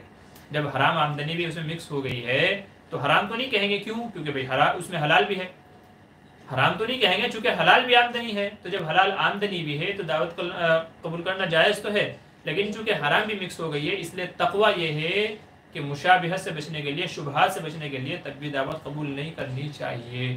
اور اگر کسی کی ٹوٹل آمدنی حلال ہے پھر تو کوئی مذائقہ ہی نہیں ہے۔ تو یہ مسئلہ ہے جس کی آمدنی حرام ہو، اب وہ چاہے سود سے ہو، جوا سٹا سے ہو، یا کسی سے بھی ہو۔ اچھا، اور کیا اہلیہ کا دوسرا سوال کیا ہے؟ اکثر لوگوں میں یہ بات عام ہے کہ 12 بجے زوال سے پہلے حیض آیا تو کھا پی سکتے ہیں، اگر 12 بجے کے بعد حیض آیا تو کھا پی نہیں سکتے ہیں، افطاری کا انتظار کرنا ہوگا۔ مفتی صاحب یہ بات صحیح ہے؟ جی نہیں، ایسی بات نہیں ہے، بلکہ صحیح بات وہ ہے جو میں نے آپ سے عرض کی ہے کہ کبھی بھی آئے، زوال سے پہلے آئے کہ زوال کے بعد آئے، مسئلہ وہی ہے کہ کھا پی سکتے ہیں۔ شریعت میں سے کوئی قید نہیں ہے کہ بھئی دن کا انتظار کیا جائے کہ بھئی آدھے دن سے پہلے ہیں تو یہ مسئلہ ہے، آدھے دن کے بعد تو ایسا نہیں ہے۔ حیض جب بھی آئے تو روزہ تو آپ کا ٹوٹ ہی گیا نا بھائی، کبھی بھی آپ کو آئے تو روزہ تو ٹوٹ ہی گیا، تو جب روزہ ٹوٹ گیا اب آپ کا روزہ ہے ہی نہیں، آپ کھائیں نہ کھائیں کیا فرق پڑتا ہے؟ آپ کھائیں نہ کھائیں کیا فرق پڑتا ہے؟ تو بہرحال مسئلہ اصل یہی ہے کہ روزہ ٹوٹ گیا تو آپ کھا پی سکتے ہیں۔ آگے چلیے، قسمت علی گئے۔ السلام علیکم ورحمۃ اللہ وبرکاتہ۔ مفتی صاحب، بڑی فیملی ہے، بھائی بہن باپ ماں سب ایک ساتھ ہیں، کیا سب کے فطرت ایک بھائی ملا کر دے سکتا ہے؟ اچھا، سب کا فطرہ ایک ہی آدمی دے سکتا ہے کیا؟ جی ہاں، سب کا فطرہ ایک بندہ دے سکتا ہے، لیکن سب سے اجازت لے لی جائے، سب کو بتا دیا جائے کہ بھئی آپ کا فطرہ میں ادا کر رہا ہوں، ٹھیک ہے، یا اس بار آپ کو فطرہ میں دوں گا، ان کو بول کر کے ان کی اجازت لے کر کے پھر چاہے تو آپ ادا کر دیں، ٹھیک ہے، آپ ان کو ادا کر دیں۔ یا تو یہ ہے کہ کسی گھر میں معمول ہے یہ کہ بھئی فطرہ وغیرہ گھر کا بڑا ہی ادا کرتا ہے، زکوٰۃ کی بات نہیں کر رہا ہوں، فطرے کی بات کر رہا ہوں، زکوٰۃ کا مسئلہ الگ ہے۔ تو معمول ہے ان کے گھر میں کہ بھئی فطرہ گھر کا بڑا ہی نکالتا ہے، سب کے ذہنوں میں یہ چیز بیٹھی ہوئی، آٹومیٹک سب کو پتا ہے کہ بھئی فطرہ گھر کے بڑے ہی نکالتے ہیں، سب کو پتا ہے یہ بات، تو پھر اگر نہیں بھی پوچھے گا تو بھی ادا ہو جائے گا۔ بہتر یہی ہے کہ سب کو بتا دے کہ بھئی فطرہ سب کی طرف سے میں ادا کر رہا ہوں، نہیں تو ایسا نہ ہو کہ آپ نے بھی ادا کر دیا، آپ کے بھائی نے بھی ادا کر دیا، گھر میں کوئی مانگنے والا تھا اماں نے بھی ادا کر دیا، تو اگرچہ غریبوں کے لیے تو فائدے کی ہی بات ہے یہ کہ بھی جتنا زیادہ چلے جائے اتنا اچھا ہے، تو غریبوں کے لیے تو فائدہ ہی ہو جائے گا، لیکن آپ کا یہاں پر نقصان ہو جائے گا، تو اس لیے سب کو بتا دے کہ سب کی طرف سے فطرہ میں دوں گا، ٹھیک ہے، تو ایک ہی آدمی سب کی طرف سے بھی دے سکتا ہے، کوئی مسئلہ نہیں ہے۔ قسمت علی کہہ رہے ہیں مفتی صاحب، کویت میں تربی قرآن کھول کر پڑھتے ہیں، تربی کیا؟ اچھا، تراوی کہہ رہے ہیں، تراوی کھول کر پڑھتے، تراوی ہو جائے گی 8 رکعت نماز پڑھتے ہیں؟ دیکھیے، نمبر ایک تو یہ ہے کہ سنت تراوی 8 نہیں ہے، 20 رکعت ہے، ٹھیک ہے، 20 رکعت ہی سنت تراوی ہے، جو حضرت عمر رضی اللہ عنہ کے زمانے سے لے کر کے آج تک کے چلی آ رہی ہے، 20 ہی رکعت ہے۔ دوسری بات یہ کہ قرآن کھول کر کے جو تراوی پڑھتے ہیں اس سے نماز نہیں ہوتی، اس سے نماز نہیں ہوتی ہے، وجہ یہ ہے کہ عمل کثیر سے حضور صلی اللہ علیہ وسلم نے منع فرمایا ہے۔ عمل کثیر کا مطلب یہ ہے کہ آدمی نماز میں کوئی ایسا کام کرے جس سے دیکھنے والا یہ سمجھے کہ یہ نماز میں ہے، جیسے کھجانا ہے، ٹوپی کو اتارنا بھیڑنا ہے، بٹن بند کرنا ہے، آستین چڑھانا اتارنا ہے، تو یہ سارے وہ کام ہے کہ اگر آدمی بار بار ان کو کرے گا تو آدمی یہ سمجھے گا یار یہ تو کھجا رہا ہے، نماز تھوڑا ہی پڑھ رہا ہے، ٹھیک ہے، یہ تو دامن اوپر نیچے کر رہا ہے تو یہ نماز تھوڑا ہی پڑھ رہا ہے، تو ہر ایسا عمل عمل کثیر کہلاتا ہے۔ اب نماز کی حالت میں بھی سوچنے کی بات ہے، نماز کی حالت میں اپنا قرآن اٹھایا ہوا ہے، نمبر ایک تو یہ ہے کہ قرآن کو ہاتھ میں رکھنا مستقل، نمبر دو صفحہ بدلے گا، صفحہ آپ کو پلٹنا، صفحہ پلٹنے کے لیے آپ کو دوسرا ہاتھ لگانا ہی پڑے گا، ایک ہاتھ سے آپ کا صفحہ نہیں بدلے گا، ٹھیک ہے، ایک ہاتھ سے نہیں بدلے گا، بہت مشکل ہے، ٹھیک ہے، اور آپ کو دوسرا ہاتھ لگانا پڑے گا، تو دونوں ہاتھ آپ کو استعمال کرنے پڑ رہے ہیں۔ اور اب جب آپ رکوع میں جائیں گے یا سجدے میں جائیں گے تو قرآن کا کیا کریں گے؟ آپ ایسے ہاتھ میں اٹھا کے رکھیں گے، سجدہ کریں گے، یا اس کو سائڈ میں رکھیں گے، پھر کھڑے ہوں گے، پھر ہاتھ میں اٹھائیں گے، تو یہ آپ نماز کر رہے ہو کہ مذاق بنا رکھا ہے نماز کا؟ یہ نماز پڑھ رہے ہو، کیا کر رہے ہو آپ؟ یہ بار بار اٹھا رہے ہو، کر رہے ہو، صفحہ بدل رہے ہو، تو یہ سارے عمل کثیر میں آتے ہیں، اور بالاتفاق بین میں جمہور عمل کثیر کرنے سے نماز فاسد ہو جاتی ہے، تو اس لیے ہمارے نزدیک یہ جائز نہیں ہے، بلکہ جمہور کے نزدیک تراویح میں یا عام نمازوں میں قرآن کریم دیکھ کر کے ہاتھ میں لے کر کے پڑھنا، اس سے نماز نہیں ہوتی ہے، یہ عمل جائز نہیں ہے، نماز نہیں ہوگی۔ شگفتہ کہہ رہے ہیں طلاق دیا ہے تو اس الزام کے جواب میں آدمی پتہ نہیں، یاد نہیں، معلوم نہیں، میں جاہل ہوں، دین کی سمجھ نہیں، بلا کون سی طلاق ہوگی؟ طلاق دیا ہے تو اس الزام کے جواب میں آپ کیا کہنا چاہ رہے ہیں؟ حضرت میرا جواب بتائے نہیں آپ اب کیا کہنا چاہ رہے ہیں؟ تھوڑا جو ہے نا بات کو اچھے سے لکھیے. طلاق دیا ہے تو اس الزام کے جواب میں آدمی پتہ نہیں، یاد نہیں، معلوم نہیں، میں جاہل ہوں، دین کی سمجھ، یہ آپ کیا کہنا چاہ رہے ہیں؟ کیا الفاظ ہیں وہ آپ ذرا تھوڑا سا ان کو واضح کریں، کلیئر کریں، تو تبھی مسئلہ حل ہوگا. ٹھیک ہے، باقی اس سے تو میں نہیں سمجھ پایا آپ کیا پوچھنا چاہ رہے ہیں. شابرہ بیگم کہنا السلام علیکم، روزے کی حالت میں ناخن نکالنا کیسا ہے؟ ناخن نکالنا یعنی ناخن کاٹنا. نکالنے کا مطلب یہ نہیں ہے کہ آپ پورا ناخن نکال دیں، ناخن کاٹنا. تو ناخن کاٹنے کی اجازت ہے. یاد رکھیے، ناخن کاٹنا ہے، سر کے بال کٹانا ہے، ٹھیک ہے، یا زیر ناف وغیرہ بال صاف کرنے ہیں تو ان کی اجازت ہے، اس سے روزہ نہیں ٹوٹتا ہے. مونچھیں وغیرہ بنانی ہے مردوں کو تو اس سے روزہ نہیں ٹوٹتا ہے. تو ناخن کاٹنے سے، بال کاٹنے سے روزہ نہیں ٹوٹتا ہے.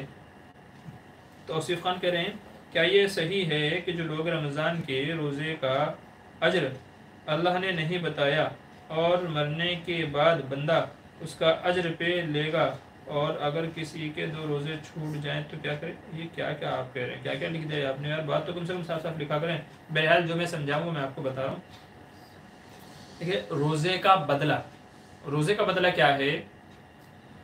اللہ تبارک و تعالیٰ نے فرمایا ہے کہ اس کا بدلہ میں خود عطا کروں گا. اب وہ اللہ تعالیٰ کیا عطا کریں گے وہ اللہ بہتر جانتے ہیں. اس میں بھی علماء نے فرمایا کہ روزے کا بدلہ اللہ تعالیٰ فرمائیں گے میری رضا. روزے کا بدلہ تم نے روزہ میرے لیے رکھا ہے تو میں اس کا بدلہ دوں گا. اور بدلہ کیا ہے؟ میری رضا ہے کہ میں تم سے راضی ہو گیا. اور ظاہر ہے کہ اس سے بڑھ کر کے اور کیا بدلہ ہو سکتا ہے کہ جس سے اللہ راضی ہو جائیں. توحید تو یہ ہے کہ خدا حشر میں کہہ دے یہ بندہ 2 عالم سے خفا میرے لیے. تو جس سے اللہ راضی ہو جائیں تو اس کے بخشنے میں، مغفرت میں کیا شک ہو سکتا ہے؟ تو اللہ جس سے راضی ہو جائیں یہی سب سے بڑا اس کا اجر اور ثواب اور انعام ہے. اور بعض علماء نے یہ جو لفظ ہے نا اجزا بھی، کہ روزے کا بدلہ میں خود دوں گا، بعض نے اس کو مجہول پڑھا ہے اجزا بھی، کہ روزے کے بدلے میں اپنی ذات کو عطا کروں گا. روزے کے بدلے میں مطلب یہ ہے کہ میں روزے دار بندے کا ہو گیا، جیسا کہ بعض حدیث میں ہے کہ من کان للہ کان اللہ لہ، جو اللہ کا ہو جاتا ہے اللہ اس کا ہو جاتا ہے. تو مطلب یہ ہے کہ اللہ تعالیٰ روزے دار کے ہو جائیں گے، یعنی جیسا روزے دار چاہے گا اللہ تعالیٰ ویسے فیصلے فرمائیں گے. جیسے بندہ چاہے گا اللہ تعالیٰ ویسے فیصلے فرمائیں گے. تو ایک مطلب تو یہ ہے کہ اللہ تعالیٰ بدلہ دیں گے، اور وہ کیا ہے؟ اللہ کی رضا ہے. اور یا تو یہ ہے کہ اللہ تعالیٰ اپنی ذات ہی کو بندے کے اس کے گمان کے مطابق کر دیں گے کہ بندہ جو چاہے گا اس کو وہ ملے گا. تو یہ ہے بعض احادیث کے مطابق کہ اللہ تعالیٰ روزے یعنی اس کے بدلے میں اس کو یہ اجر و ثواب عطا فرمائیں گے. اب رہ گیا یہ مسئلہ کہ اگر کسی کے 2 روزے چھوٹ جائیں تو کیا کریں؟ تو بھائی روزے چھوڑے گئے تو بعد میں قضا تو کرنی پڑے گی. کوئی اتنا بڑا مسئلہ تھوڑا ہی. روزہ 1 چھوٹے، 2 چھوٹے، 5 چھوٹے، 10 چھوٹے، تو جو بھی روزے چھوٹ گئے ہیں تو بعد میں ان کو قضا کرنا لازم ہے. عید کے بعد میں ان کو قضا کیجیے گا. آگے چلیے. کیا تراویح نماز جنازہ اور عیدین کی امامت پر اجرت جائز ہے؟ تراویح کی نماز کا تو اس پہ تو تراویح کی اجرت جائز ہے کہ نہیں جائز ہے، اس پہ تو بے شمار علماء کے آپ کو مسائل مل جائیں گے. ٹھیک ہے، بہت سارے علماء نے اس کے اوپر کلام کیا، بات کی ہے. خود میری بھی 2-3 ویڈیو موجود ہیں اس پہ، آپ سن لیجیے گا، انشاءاللہ اس سے مسئلہ حل ہو جائے گا. ٹھیک ہے، مولانا الیاس گھمن صاحب کی ہے، مفتی ظہیر علی خان صاحب کی بھی، بہت سارے اکابرین کی ویڈیو موجود ہے کہ تراویح پر اجرت لینی چاہیے کہ نہیں لینی چاہیے. رہ گئی نماز جنازہ اور عیدین کی. عیدین کی چونکہ ایک مستقل نماز ہے، ٹھیک ہے، اور نماز بھی واجب ہے. نماز بھی کیا ہے؟ واجب نماز ہے. تو اگر کوئی بندہ نہ ملے عید پڑھانے والا کوئی نہیں ملے، یا کوئی کہتا ہے کہ بھئی نہیں میں تو جی عید کی نماز پڑھانے کا ہدیہ لوں گا. اگر کوئی کہتا ہے کہ میں عید پڑھانے کا ہدیہ لوں گا، جنازہ پڑھانے کا ہدیہ لوں گا، تو وہ اس کا حق ہے. اگر آپ اس سے نہیں پڑھوانا چاہتے ہیں کوئی دوسرے کو لے کر کے آ جائیں. اگر آپ اس سے نہیں پڑھوانا چاہتے ہیں تو کسی دوسرے کو لے کر کے آ جائیں. لیکن اگر کوئی سامنے سے مطالبہ رکھتا ہے کہ میں عید پڑھانے کا بھی ہدیہ لوں گا، میں جنازہ پڑھانے کا بھی ہدیہ لوں گا، یہاں تک کہ بعض جگہ دیکھا گیا ہے کہ جمعہ پڑھانے کا بھی ہدیہ لیا جاتا ہے کہ بھئی وہ فلاں عالم صاحب آئیں گے، وہ جمعہ پڑھائیں گے، 500 روپے 1000 روپے ان کا ہر جمعے کا ہدیہ ہے. تو اس کی اجازت ہے، ان کو حق ہے. اگر آپ کو نہیں دینا ہے تو کسی اور کو تلاش کر لیں. بہرحال اجازت ہے. RBN نیوز 24 انڈیا کہہ رہے مفتی صاحب کیا بغیر طہارت کے سحر کر سکتے ہیں کیا؟ جی ہاں، کوئی حرج کی بات نہیں ہے. آپ بے وضو بھی کر سکتے ہیں، ناپاکی ہے تو ناپاکی کی حالت میں بھی سحری کر سکتے ہیں، کوئی حرج کی بات نہیں ہے، روزہ ہو جائے گا. مظفر کہہ رہے ہیں ابھی تک کے 20 رکعت تراویح پڑھی ہے، اب 8 رکعت پڑھ سکتے ہیں کیا، یا پورے رمضان 8 رکعت تراویح پڑھیں تو کیسا ہے؟ دیکھیے ایک دن بھی 8 نہیں پڑھنا ہے، ایک دن بھی صرف 8 نہیں پڑھنا ہے، پورے رمضان، زندگی بھر میں جتنے بھی رمضان آئیں گے، پورے رمضان 29 کا ہو یا 30 کا ہو، 20 ہی رکعت تراویح پڑھنی ہے۔ ہم کو تراویح کی اتنی ہی رکعت پڑھنی ہے جتنی حضرت عمر فاروق رضی اللہ عنہ اور صحابہ نے پڑھی ہے، جتنی عمر فاروق رضی اللہ عنہ اور آپ کے پیچھے دیگر صحابہ نے پڑھی ہے اتنی ہی ہم کو نماز تراویح ہم کو پڑھنی ہے، اتنی ہی رکعتیں پڑھنی ہے۔ یہ کوئی آپشن نہیں ہے کہ بھئی 25 دن ہم نے جو ہے 20 رکعت پڑھ لیا، اب 8 رکعت پڑھ لو، چلو کیوں چلو بھائی کیوں کر لو، صحابہ تو 20 پڑھ رہے ہیں، ان کے بارے میں انہوں نے 20 رکعت پڑھے ہیں، آپ اتنے بڑے ترم خواہ ہو گئے کہ آپ 8 رکعت پڑھو گے، ایسا نہیں۔ تو پڑھنی ہے، بلکہ پڑھنی ہی ہے تو 20 ہی رکعت پڑھنی ہے، 8 کی گنجائش نہیں ہے۔ جو لوگ 8 کے بارے میں کہتے ہیں ان کو مغالطہ لگا ہے، ان کو دھوکہ لگا ہے، اور علماء نے ان کے جوابات دیے ہیں، سب کے جوابات دیے ہیں، پھر بھی کوئی اپنی ضد پہ اڑا رہا ہے نہیں جی 8 ہی رکعت ہے تو بھی اس کی غلطی ہے، اس کی کمی ہے، اس کی کم عقلی ہے، کیا بول سکتے ہیں۔ تو 8 ہی مطلب 8 نہیں بلکہ 20 ہی رکعت پڑھنی ہے پورے مہینے بھی۔ آگے چلیے، مسز مفتی بدر اہلیہ کے ایک اور سوال، کہتے ہیں کوئی شخص باہر کی کنٹری سے آیا ہے اور اس نے وہاں کے حساب سے ایک دن پہلے روزہ رکھا ہو، اب وہ انڈیا میں چاند عید 30 روزے کا ہوا تو اس شخص کا 31 روزے ہوں گے، تو وہ شخص کب عید کرے گا؟ 31 تو جائز نہیں ہے۔ دیکھیں انڈیا میں وہ جب آیا نا تو وہ تب بھی روزہ رکھے گا، انڈیا میں وہ آ گیا ہے تو وہ تب بھی روزہ رکھے گا، چونکہ جب وہ انڈیا میں آ گیا ہے تو اب یہاں کے اعتبار سے اس کو حدیث میں کہا ہے نا کہ سوموا لرؤیتہ وافطروا لرؤیتہ، روزہ رکھو تو اپنا چاند دیکھ کر کے اور روزہ چھوڑو تو بھی اپنا چاند دیکھ کر کے، مطلب رمضان رکھو تو بھی رمضان کا چاند دیکھ کر کے، عید مناؤ تو عید کا چاند دیکھ کر کے۔ تو جب وہ وہاں سے یہاں آ گیا، انڈیا میں آ گیا، تو اب انڈین ہونے کے اعتبار سے اس کے اوپر احکام لاگو ہوں گے۔ تو جب وہ انڈیا میں ہے اور انڈیا میں عید نہیں ہے بلکہ یہاں 30واں روزہ ہے تو اس کو بھی روزہ رکھنا پڑے گا۔ 31 ہو گئے تو کیا ہوا، کوئی مسئلہ نہیں ہے، تو ثواب کی چیز ہے، فائدے کی چیز ہے، کوئی نقصان والی چیز تو نہیں ہے، تو فائدے کی چیز ہے۔ تو جس دن انڈیا میں عید ہوگی اس کو بھی اسی دن انڈیا میں عید کرنی ہے، روزہ نہیں چھوڑنا ہے یہ سوچ کے جی میرے تو وہاں 30 ہو گئے، نہیں، یہاں ہے تو بھی روزہ رکھنا ہے، بھلے ہی اس کا 31واں روزہ ہی کیوں نہ ہو۔ ٹھیک ہے، آگے چلیے ہے، طلاق کے الزام کا جواب میں پتہ نہیں، یاد نہیں، مجاہد میں ایسا بولا۔ الزام کو ثابت کرنے کے لیے گواہوں کی ضرورت ہوتی ہے۔ اگر آپ کو لگتا ہے کہ کسی نے طلاق دی ہے، ٹھیک ہے، اور آپ بولو کہ آپ نے تو طلاق دی ہے، اور وہ بولے مجھے تو پتہ نہیں، مجھے تو یاد نہیں، تو آپ کے ذمہ لازم ہے کہ آپ گواہ پیش کریں۔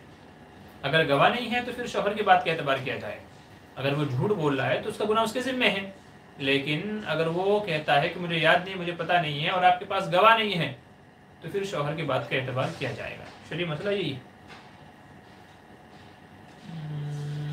آگے چلیے، جزاک اللہ مفتی صاحب، عربی نیوز کہہ رہے ہیں جی شکریہ، انڈین لور کہہ رہے ہیں مفتی صاحب روزے میں زیر ناک بال کاٹنا کیسا ہے؟ جی جائز ہے، کاٹ سکتے ہیں، کوئی حرج کی بات نہیں ہے، اجازت ہے۔ قسمت علی کہہ رہے ہیں قرآن پڑھتے ہیں تراویح میں تو سامنے کرسی پر قرآن کھول کر رکھ دیتے ہیں، یہاں قرآن بڑی سائز ہوتی ہے، ہاتھ میں نہیں لے کر پڑھتے، تبھی بھی تو جب آپ اگلے صفحے پہ پہنچیں گے تو کیا کریں گے؟ بڑی سائز کا قرآن ہے، کرسی پہ آپ نے آگے رکھ دیا ہے، لیکن جب صفحہ بدلیں گے آپ تب کیا کریں گے آپ؟ دوسری بات یہ ہے کہ جب آپ قرآن میں دیکھ کر کے پڑھ رہے ہیں تو یہاں تعلیم و تعلم پایا جا رہا ہے، یعنی سیکھنا سکھانا پایا جا رہا ہے۔ قرآن میں دیکھ کر کے پڑھنا، یہاں سیکھنا سکھانا پایا جا رہا ہے، جسے تعلیم و تعلم کہتے ہیں شرعی اصطلاح میں۔ اور علماء فرماتے ہیں کہ نماز میں تعلیم و تعلم بھی جائز نہیں ہے، صرف قرآن کی قرأت کی جائے گی۔ اس لیے بعض علماء یہ کہتے ہیں کہ اگر کوئی بندہ نماز میں ہے، نماز کی حالت میں سامنے دیوار پہ کوئی آیت لکھی ہوئی ہے اور اس کو سمجھنے کی کوشش کر رہا ہے، اس کو پڑھ رہا ہے، اس کو حل کرنے کی کوشش کر رہا ہے، تو کہتے ہیں کہ نماز ٹوٹ جائے گی، کیونکہ اب وہ نماز میں نہیں ہے، نماز میں کھڑا ہو رہے کچھ اور سیکھ رہا ہے، کچھ اور چیز سیکھ رہا ہے، کچھ اور تعلیم و تعلم میں لگا ہوا ہے۔ تو اس لیے تعلیم و تعلم نماز میں جائز نہیں ہے، بھلے ہی بڑا قرآن کیوں نہ ہو، لیکن صفحہ بدلنے کی بھی ضرورت آئے گی، دیکھنے کی بھی ضرورت آئے گی، اس سے کیا ہوگا؟ آپ کا خشوع خضوع نکل جائے گا۔ نماز میں تو یہ ہے کہ خشوع خضوع سے پڑھو، جب آپ کا دھیان سجدے کی جگہ نہیں وہاں قرآن کی جگہ ہوگا تو جو خشوع آپ کو آنا چاہیے تھا وہ خشوع آپ کے اندر نہیں آئے گا۔ تو اس لیے تب بھی بڑے کتنے ہی بڑے سائز کا قرآن کیوں نہ ہو، لیکن تب بھی دیکھ کر کے پڑھنا جائز نہیں ہوگا۔ مزی کے نکلنے پر کیا روزہ ٹوٹ جاتا ہے؟ نہیں، مزی کے نکلنے پہ نہیں ٹوٹے گا، منی کے نکلنے پہ ٹوٹے گا، تو مزید سے تو نہیں ٹوٹے گا۔ انڈین لاور کے روزے میں ہینڈ پریکٹس کا حکم کیا ہے؟ اس سے روزہ ٹوٹ جائے گا، روزہ تو ٹوٹ جائے گا، البتہ یہ ہے کہ قضا لازم ہوگی، کفارہ نہیں آئے گا۔ البتہ یہ ہے گناہ تو بہرحال ہے ہی، لیکن صرف قضا لازم ہوگی اور روزہ ٹوٹ جائے گا۔ اس عمل سے باز آنا چاہیے، اللہ سب کی حفاظت فرمائے۔ غلط بات ہے۔ توصیف خان کہہ رہے میرے استاد نے مجھے الف بے تے پڑھایا ہے، اب دیکھتا ہوں کہ الف با تا پڑھایا جاتا ہے، اس کا مسئلہ کیا ہے؟ دونوں طریقے صحیح ہیں کہ مجھے پھر سے سیکھنا ہوگا قرآن؟ دیکھیے پرانے جو لوگ تھے نا ان کو الف بے تے ہی پتہ تھا، تو الف بے تے یہ جو پروناؤنسیشن کا جو یہ طریقہ ہے یہ اردو لینگویج کا طریقہ ہے۔ جو طریقہ ہے الف بے تے پے ٹے چے چھے، یہ اردو لینگویج بولنے کا طریقہ ہے۔ عربی لینگویج کا جو طریقہ ہے وہ الف با تا سا یہ طریقہ ہے، تو صحیح طریقہ الف با تا ہی ہے، الف بے تے نہیں ہے۔ بے تے مجہول لفظ ہو جاتا ہے، یہ کیا ہے؟ مجہول لفظ ہو جاتا ہے، اور قرآن کیا ہے؟ معروف ہے۔ قرآن میں جو بھی الفاظ ہیں وہ سب کے سب معروف لفظ ہیں، مجہول نہیں ہیں، تو بے تے مجہول ہو جاتا ہے، با تا یہ معروف ہو جاتا ہے، تو صحیح با تا ہی ہے۔ اب آپ کہہ رہے ہیں کہ صحیح سیکھیں یا پھر سے سیکھیں، اگر آپ قرآن صحیح سے پڑھ لیتے ہیں، مثلا الحمدللہ رب العالمین الرحمن الرحیم مالک یوم الدین، اگر آپ قرآن کو ایسے ہی پڑھتے ہیں صحیح طریقے سے، تو پھر آپ بیٹے پڑھے چے چھے پڑھے اس سے کوئی فرق نہیں پڑے گا۔ اصل ہے قرآن صحیح پڑھنا، تو اگر قرآن آپ صحیح ڈھنگ سے پڑھتے ہیں تو پھر آپ نے کیسے بھی کیوں نہ پڑھا ہو اس سے کوئی فرق نہیں پڑے گا، کیونکہ اصل مقصد ہے قرآن کو صحیح ڈھنگ سے پڑھنا۔ ہاں اگر آپ قرآن کو صحیح ڈھنگ سے نہیں پڑھ پاتے ہو، پھر آپ الف باتا سا اس کے حساب سے آپ قرآن کریم کو صحیح کرنے کی اپنی فکر کریں اور کوشش کریں۔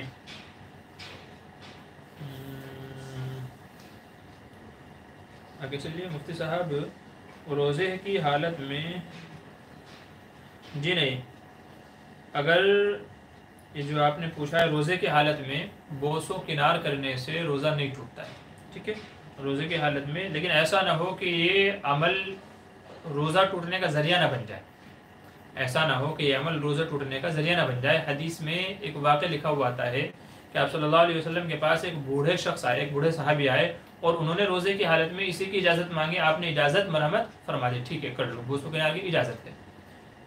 تھوڑی دیر کے بعد میں ایک نوجوان صحابی آئے، انہوں نے بھی یہی اجازت مانگی، آپ نے منع فرما دیا، آپ نے منع فرما دیا، اور پوچھنے پر آپ نے بتایا کہ وہ تو بوڑھے ہیں، وہ خواہشات کو کنٹرول کر سکتے ہیں، لیکن یہ جوان آدمی ہے، یہ کنٹرول نہیں کر پائے گا۔ حالانکہ مسئلہ دونوں کے لیے ایک تھا، لیکن ایک کو اجازت دی، ایک کو اجازت نہیں دی۔ وجہ اس کی یہی ہے کہ بوڑھا آدمی اس کی تو زندگی گزر گئی ہے تو وہ تو کنٹرول کر لے گا، لیکن نوجوانوں کو کنٹرول کرنا مشکل ہو جاتا ہے، تو ایسا نہ ہو کہ انگلی پکڑتے پکڑتے وہ سر پہ نہ بیٹھ جائے، تو ایسا نہ ہو کہ یہ اگر اس کو اتنی اجازت دیں گے کہیں ایسا نہ ہو کہ روزہ ٹوٹنے کا ذریعہ نہ بن جائے، تو اسی لیے احتیاط کرنی چاہیے، کنٹرول کرنا چاہیے۔ باقی یہ ہے کہ اجازت تو ہے، ٹھیک ہے، تو بوس و کنار کی اجازت ہے۔ کیا پوچھ رہے ہیں آگے مفتی صاحب؟ میرے اندر بہت شہوت ہے، ایج 19 سال ہے، اس کو کم کرنے کا حل بتائیے، اور آپ کو تو پتہ ہے کہ انڈیا میں 25 ایج میں شادی کرتے ہیں ماں باپ، اب میں کیا کروں؟ دیکھیں سب سے پہلے تو شادی کا ہی مسئلہ ہے کہ بھائی شادی کریں، وہی اس کا حل ہے، شادی کریں یہی اصل اس کا حل ہے، اس کا کوئی اور دوسرا حل نہیں ہے، ٹھیک ہے۔ باقی دوسرا حدیث میں کہا گیا روزہ رکھیں، کیا کہیں؟ روزہ رکھیں، فَإِنَّهُ عَلَيْكَ بِالصَّوْمِ فَإِنَّهُ لَهُ وِجَاء، کہ روزہ رکھو اس لیے کہ روزے کو توڑ دیتا ہے، ٹھیک ہے۔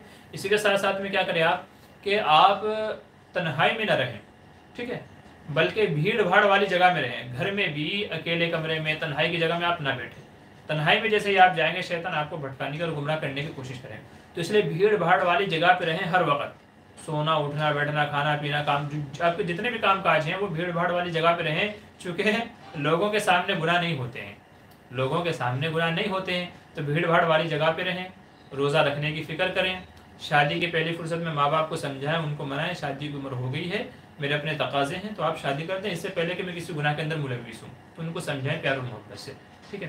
اور اسی کے ساتھ ساتھ میں چوتھی چیز آپ یہ کریں کہ کسی اللہ والے سے اپنا تعلق جوڑ دیں، کسی اللہ والے کی صحبت میں جائیں، ان کے پاس رہیں، ان سے جو بھی ذکر و اذکار معمولات ہیں وہ ان سے سیکھیں، انشاءاللہ آپ ان کی صحبت میں رہیں گے تو اللہ تعالیٰ گناہوں کے جو وسوسے دلوں کے اندر ہے، شیطانی وساوس اثرات انشاءاللہ ان کو ختم فرما دیں گے، ٹھیک ہے۔ چلیے وقت تو کافی ہو گیا ہے،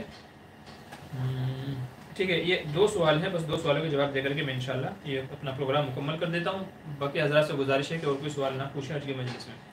شگفتہ کریں مسلم کو کتنا قرآن یاد رکھنا لازم ہے؟ اتنا قرآن یاد رکھنا لازم ہے کہ جس سے نماز میں قرأت کر سکے، یعنی سورہ فاتحہ اور دو چار صورتیں بہتر ہے کم سے کم 10 صورتیں یاد رکھے تاکہ تراویح میں بھی پڑھی جا سکے۔ تو کم سے کم سورہ فاتحہ اور اس کے ساتھ میں 2-4 صورتیں کم سے کم یاد رکھنا فرض ہے کہ جس کو نماز میں پڑھ سکے۔ اگر کسی کو اتنا بھی نہیں آتا تو وہ گنہ گار ہے، پھر اس سے پوچھا جائے گا نماز پڑھ رہا ہے، نماز میں کیا پڑھ رہا ہے؟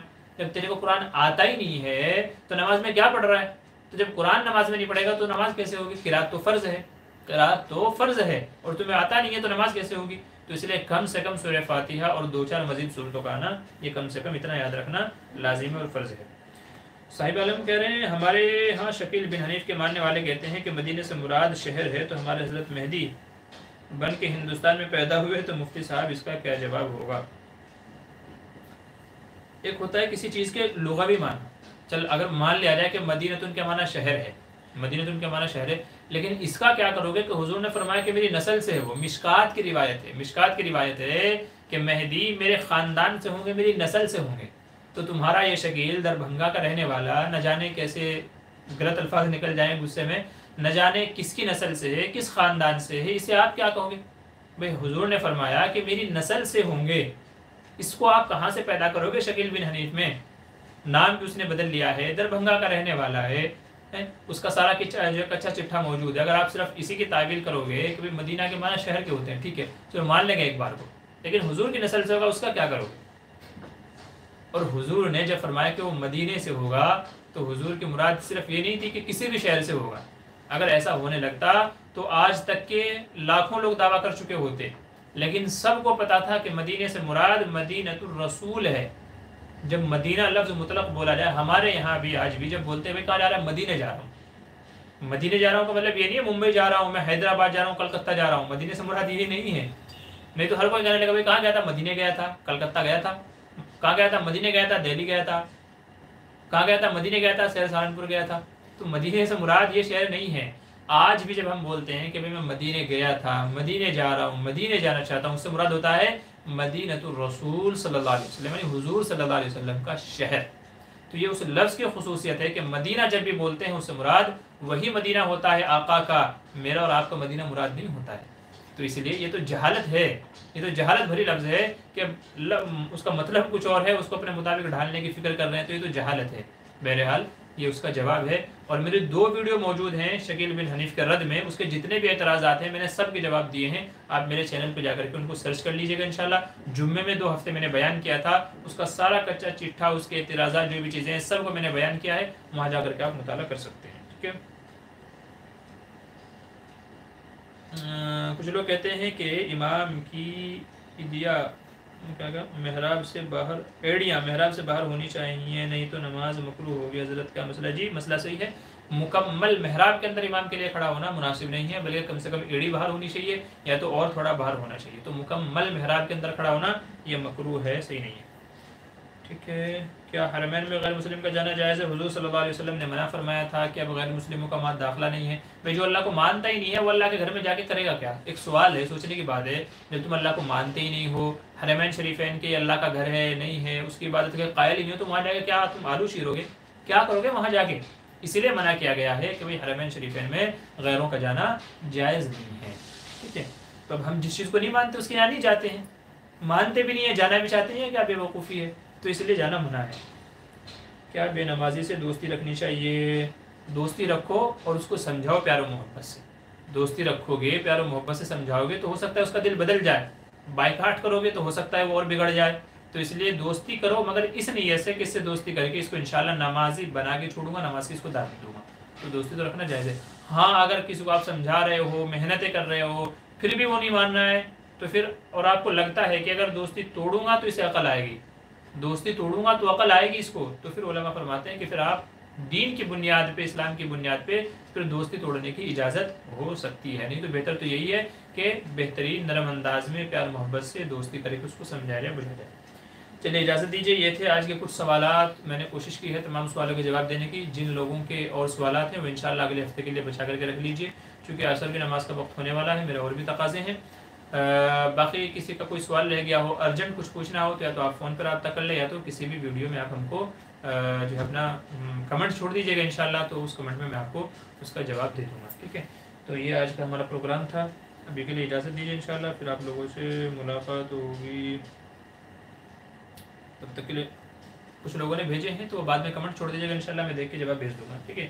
اجازت دیجیے ابھی کے لیے، اور ساتھ میں پھر سے آپ سے وہی گزارش کروں گا کہ ہمارا جو دوسرا چینل ہے مفتی بدر موٹیویشنل کے نام سے، ڈسکرپشن میں اس کا لنک ہے، تو برائے کرم آپ اس کو بھی سبسکرائب کر لیجیے، ٹھیک ہے۔ تو اگلے ہفتے پھر ملیں گے، تب تک کے لیے خدا حافظ، السلام علیکم ورحمۃ اللہ وبرکاتہ۔